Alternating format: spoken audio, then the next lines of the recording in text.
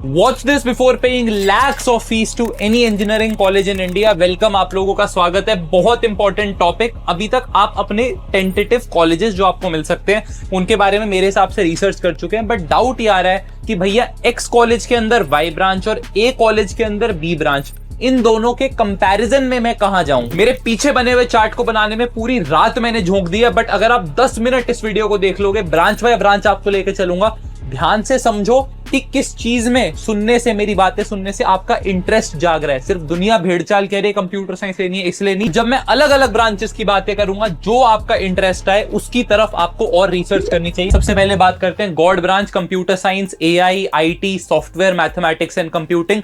अलग अलग नाम से बड़े बड़े कॉलेजेस आपको ये ब्रांच बेचेंगे। पिछले 5 साल इंडस्ट्री में, इसलिए बता देता हूं, सब स्कैम होता है। सारी डिग्री सेम होती है हमारी, कुछ फर्क नहीं पड़ता। आप इंडिया के अंदर कोई भी ब्रांच पढ़ो, कोशिश करना कि सिर्फ बीटेक इन एआई एमएल इस तरीके की डिग्री ना पढ़ो। सीएससी लिखा होना चाहिए ताकि फॉरेन एडमिशंस में कहीं ना कहीं हेल्प हो। 5 सेकंड लूंगा, अगर यहां तक वीडियो देखिए तो प्लीज लाइक कर देना। 1000 लाइक्स का यार हमारा एम रहेगा। किसी भी डिग्री को इवैल्यूएट करने के लिए 3 इंपॉर्टेंट पैरामीटर्स रखे हमने: डिफिकल्टी, फ्री टाइम और प्लेसमेंट ताकि आपकी नौकरी अच्छी लगे। फ्री टाइम अगर आपको हायर स्टडीज करनी है, अपना कुछ यूट्यूब चैनल वगैरह खोलना है, स्टार्टअप करना है। एंड डिफिकल्टी की पढ़ाई कितनी मुश्किल होने वाली है, सीजीपीए बनेगी या नहीं।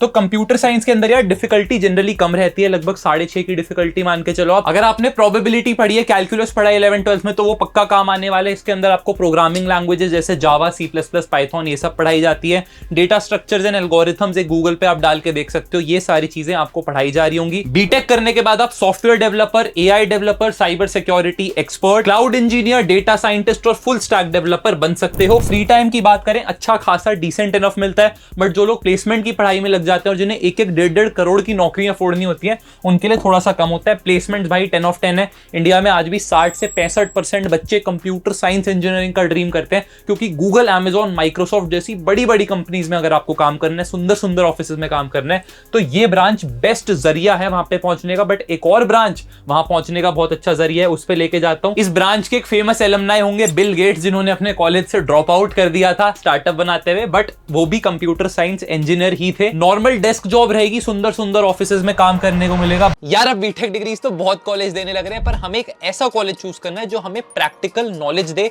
आफ्टर ऑल बीटेक एक स्किल बेस्ड डिग्री है ना। इसी फील्ड में वॉक्सन यूनिवर्सिटी बहुत क्रेजी करी है, जहां फर्स्ट ईयर में ही आपको प्रैक्टिकल एक्सपोजर दिया जाता है। अगर एआई, एमएल और ब्लॉकचेन में करियर बनाने की सोची थी, तो यहाँ पर आपको एनवीडिया के जीपीयूज पे काम करने को मिलता है, और इन्होंने एक डेडिकेटेड एआई रिसर्च सेंटर बना दिया, जहां पे आप लाइव प्रोजेक्ट्स पे डायरेक्टली काम करते हो। 50% से ज्यादा सिलेबस यार तुम्हारा हैकाथॉन्स, इंडस्ट्री प्रोजेक्ट्स और इंटर्नशिप से होता है, तो रियल वर्ल्ड लर्निंग पे इनका फोकस है। पिछले कुछ सालों में बीटेक का 100% प्लेसमेंट का ट्रैक रिकॉर्ड रहा है। 24 लाख का हाईएस्ट पैकेज यहां से निकला है। माइक्रोसॉफ्ट, ओरेकल, टेक महिंद्रा जैसी कंपनीज आती हैं और बच्चे भर भर के लेके जाती हैं भाई। एंड सिंस ये फुली रेजिडेंशियल प्रोग्राम है, तो आपको ग्लोबल फैकल्टीज की एक्सेस मिलती है। 170 से ज्यादा इंटरनेशनल यूनिवर्सिटी से टाई अप कर रखे हैं इन्होंने, तो आप एक अपना पूरा सेमेस्टर किसी इंटरनेशनल यूनिवर्सिटी में भी कर सकते हो। तो आपकी बीटेक के वक्त ही फॉरेन कंट्री जाने का मौका मिल रहा है। भैया एडमिशन प्रोसेस क्या है यार, 12th में थोड़े कम मार्क्स भी रह गए हैं। पीसीएम के साथ 55% का स्कोर ये मांगते हैं, उसके साथ इनका जेईईटी टेस्ट होता है, वो आपको देना होगा।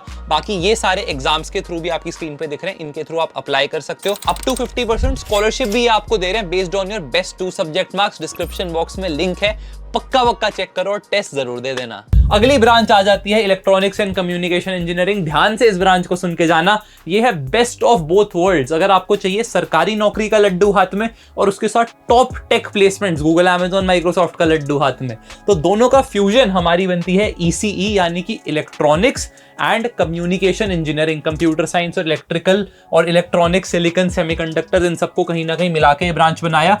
डिफिकल्टी सॉलिड रहने वाली, कंप्यूटर साइंस से मुश्किल होगी, क्योंकि कंप्यूटर साइंस के साथ इलेक्ट्रॉनिक्स एंड कम्युनिकेशन वाला जो हमारा पार्ट है वो आ जाता है। 8.5 रहेगी। फ्री टाइम डेफिनेटली थोड़ा सा कम हो जाएगा कंप्यूटर साइंस के कंपैरिजन में, क्योंकि जब कॉलेज में आपके पेपर होंगे तो आपको ईसी स्पेसिफिक सब्जेक्ट्स पढ़ने पड़ेंगे, और जब आप प्लेसमेंट के लिए पढ़ोगे तो कंप्यूटर साइंस वाले डेटा स्ट्रक्चर्स, एल्गोरिथम्स आपको पढ़ने पड़ेंगे। बेस्ट ऑफ बोथ वर्ल्ड इसलिए कहते हैं क्योंकि इंडिया के अंदर 60 से 70% अगेन सारे कॉलेजेस जिसमें कंप्यूटर साइंस ब्रांच होती है, तो वो इसी वाली ब्रांच के बच्चों को भी अपनी बढ़िया वाली नौकरियों में बैठने देते हैं, क्योंकि यही टॉप 2 ब्रांचेस आजकल इंडिया में है। Mobile networks, satellites, 5G 4G, इन सारी चीजों को सुन के इंटरेस्ट आता है तो शायद ये ब्रांच आपके लिए। 12th में आपका फेवरेट चैप्टर सेमीकंडक्टर्स होना चाहिए। 300 बिलियन से ज्यादा बड़ी हो जाएगी यार ये टेलीकॉम की इंडस्ट्री, एक स्टार्ट हमें बताता है। और हर साल लगभग 1 से 1.5 लाख बच्चे यहां जा रहे हैं, क्योंकि सरकारी नौकरी में भी डेफिनेटली फायदा मिलता है। प्लेसमेंट्स सीएससी से हल्की सी कम, 10 की जगह 9.5 यहाँ पे मैंने दिया है। लास्ट में आपको सारी ब्रांचेस का एनालिसिस भी दे रहा हूँ, जिससे आपको ब्रांच वर्सेस कॉलेज का डिसीजन लेने में हेल्प हो जाएगी। उसका स्क्रीनशॉट ले लेना, आगे आपको मैं समझा दूंगा। अगली ब्रांच पे लेके जाता हूं, बट इसी का आपको मैं एक इंजीनियर बताऊं तो वो होने वाले हैं पेटीएम के फाउंडर विजय शेखर शर्मा। मेरे ही कॉलेज के सीनियर है, इसलिए काफी ज्यादा रिस्पेक्ट है, ट्रस्ट है। वीएलएसआई इंजीनियरिंग का फील्ड आपका निकल जाता है। Embedded systems engineer, network engineering, RF engineering, ये सब आप बन सकते हो। टॉप कंपनीज इसके अंदर एयरसेल रहती थी यार, 25-30 लाख का पैकेज देती थी। अगली ब्रांच, सबसे ज्यादा मुश्किल ब्रांच आ गई है हमारे बीटेक की, जो होने वाली है electrical engineering, electrical and electronics engineering, अलग अलग नाम से यहाँ पे बोला जाता है। ओल्ड आईआईटीज में इसको इलेक्ट्रिकल इंजीनियरिंग कहते हैं, वहां पे अभी भी तोड़ू फोड़ू ब्रांच है। आईआईटी बॉम्बे दिल्ली में तो 200 रैंक लानी पड़ती है। डिफिकल्टी लेवल भाई 10 रहने वाला है, फ्री टाइम लेवल इसका 2 रहने वाला है। भाई हमारे कॉलेज में जो बैक लगती थी ना, बच्चों की फेल हो जाते थे पेपरों में, तो अगर 10 पेज की लिस्ट आती थी पूरे कॉलेज की सारी ब्रांचेस की, तो 8 पेजेस उस लिस्ट में इलेक्ट्रिकल इंजीनियरिंग के बच्चों के होते थे और 2 पेजेस में बाकी सारी ब्रांचेस के बच्चे होते थे। तो मुश्किल डेफिनेटली होने वाली है ये वाली branch. Current, electricity, AC, DC, ये सारी चीजें पढ़ने में आपको मजा आता था, तो शायद ये ब्रांच आपके लिए है। NTPC, Siemens, BHEL, Tata Power, इन सारी कंपनीज में आपको काम करने को मिलेगा। Electrical systems engineer, power systems engineer, control systems engineer, embedded systems engineering, ये सारी चीजें आप यहां से कर सकते हो। और अगर फ्री में आपको कॉलेज एडमिशन गाइडेंस चाहिए तो हमारी कॉलेज सेतु की ऐप है प्ले स्टोर पे, वो भी डाउनलोड कर सकते हो। इलेक्ट्रिकल इंजीनियर का एग्जांपल दे दो तो ये होने वाले हैं भाई एचसीएल के फाउंडर शिव नादर, जो एक बहुत बड़ी शिव नादर यूनिवर्सिटी भी चलाते हैं। उन्होंने एचसीएल फाइंड किया था और वो इलेक्ट्रिकल इंजीनियर थे। ऑन साइट रोल्स भी यार इसके अंदर आपको मिलते हैं इलेक्ट्रिकल इंजीनियरिंग के अंदर, तो वो अगर आपको थोड़ी धूप में नहीं रहना तो शायद इलेक्ट्रिकल इंजीनियरिंग आपके लिए नहीं है। अगली ब्रांच आ जाती है जहां लड़कियों की सबसे ज्यादा कमी है भैया, ये होने वाली है हमारी mechanical and production engineering branch. तो सबसे बड़ा कौन इस ब्रांच का पहले ही क्लियर कर देता हूं, 100 बच्चों की क्लास में आपको 2 या 3 लड़कियां मिल जाए तो आप लकी हो। हसदे चेहरिਆਂ ਦਾ मतलब ये नहीं ਹੁੰਦਾ कि उन्होंने कभी कोई तकलीफ नहीं होती। इस ब्रांच के अंदर आप मशीन्स, इंजन्स, डिजाइन, डेवलपमेंट, इन सारी चीजों में काम कर रहे होते हो, बट प्लेसमेंट के मामले में थोड़ी सी कम रहती है। ये 6.5 की हमने यार इसे रैंकिंग दी है। टियर 3 कॉलेजेस में थोड़ी और खराब हो जाती है प्लेसमेंट। हालांकि कुछ कॉलेजेस है मणिपाल जैसे जिनकी मैकेनिकल बहुत ज्यादा फेमस है। सिमिलरली डिफिकल्टी लेवल भी आपको अच्छा खासा देखने को मिलता है, 7.5 का मैंने स्कोर दिया। एंड फ्री टाइम आपको ठीक ठाक देखने को मिल जाएगा, बट फ्री टाइम का करोगे क्या, आपकी क्लास में तो लड़कियां ही नहीं होंगी। जब मेरे को फर्स्ट ईयर में ये मैकेनिकल इलेक्ट्रिकल सारे सब्जेक्ट पढ़ा रहे थे तो भाई tensile strength, ductility, thermodynamic, fluid mechanics, heat transfer, इन सारी चीजों पे काम करना पड़ता था। तो भाई फिजिक्स पसंद होनी चाहिए अगर आपको ये ब्रांच करनी है। कंपनीज की बात करें तो हमारे टाइम में मारुति सुजुकी आती थी जो काफी बच्चों को लेके जाती थी। अब किया और ये सारी ऑटोमोटिव कंपनीज की लाइन लगी हुई है जो इंजीनियरिंग कॉलेज से बच्चों को भर भर के लेके जाती है। ऑन साइट रोल्स होते हैं जनरली, कुछ होते हैं कंप्यूटर के सामने बैठ के काम करने वाले, बट आपको ऑन साइट पक्का रहना पड़ता है। 7 से 8 लाख रुपए की सैलरी अच्छी मानी जाती है इस ब्रांच से। और अगर आप गंदे कॉलेज से ये ब्रांच करते हो तो मत करना वैसे तो, बट अगर करो तो 4 से 5 लाख रुपए की सैलरी आप एक्सपेक्ट कर सकते हो।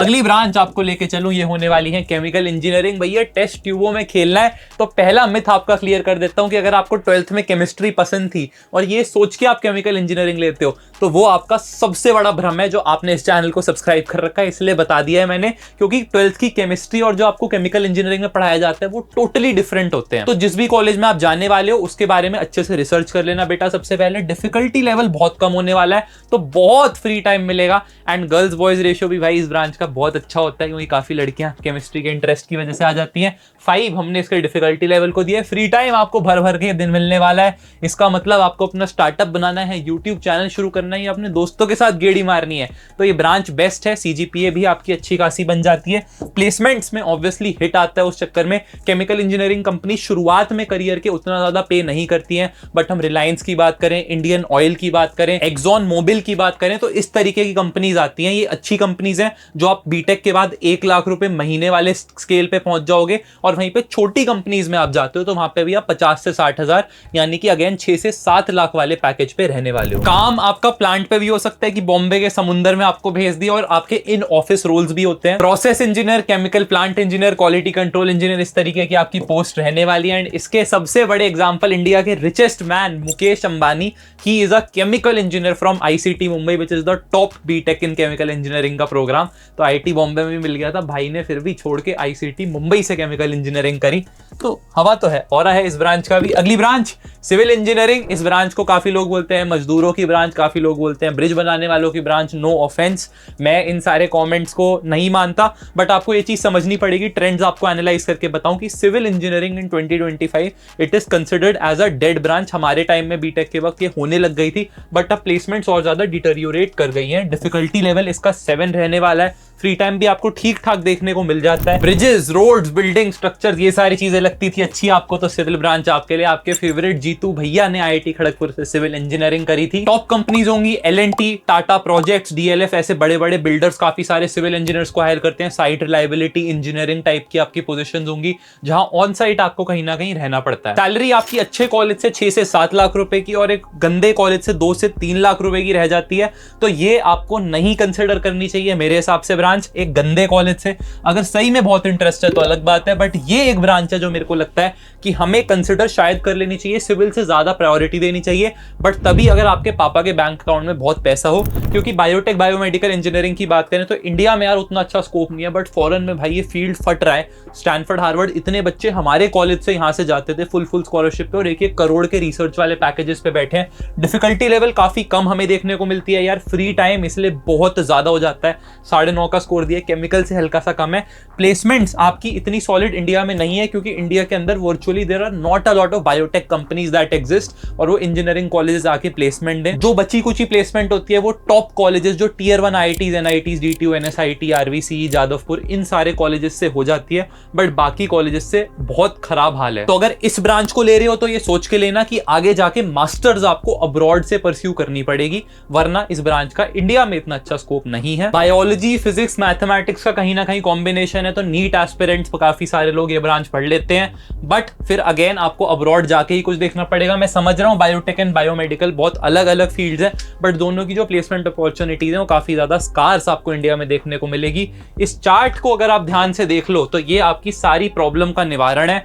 ये आप मान के चलो टियर 1 कॉलेजेस हैं, ये टियर 2 कॉलेजेस हैं, ये टियर 3 कॉलेजेस हैं, और ये टियर 4 यानी आपके कस्बे के अंदर जो लोकल कॉलेज हैं जिन्हें कोई नहीं जानता। और टियर 3 का मतलब है जिन्होंने प्राइवेट कॉलेज हैं बट थोड़ी बहुत ब्रांडिंग कर रखी है। Think of Amity, think of Chitkara, इस तरीके के कॉलेजेस इस लिस्ट में आएंगे।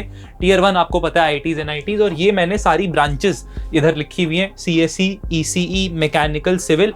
इस चार्ट का स्क्रीनशॉट ले लो। ये चार्ट आपको कैसे हेल्प करेगा, जो भी आपको ब्रांच मिल रही है, समझ लो आपको टियर 1 कॉलेज के अंदर मैकेनिकल ब्रांच मिल रही है, इसका स्कोर है 7.5, और आपको टियर 3 कॉलेज के अंदर मिलने लग रही है ये वाली ब्रांच, फॉर एग्जांपल बायोटेक। तो ये आपका सीधा सीधा कंपैरिजन हो जाएगा। या टियर 2 कॉलेज में आपको मिल रही है तो ये आपका सीधा सीधा कंपैरिजन हो जाएगा।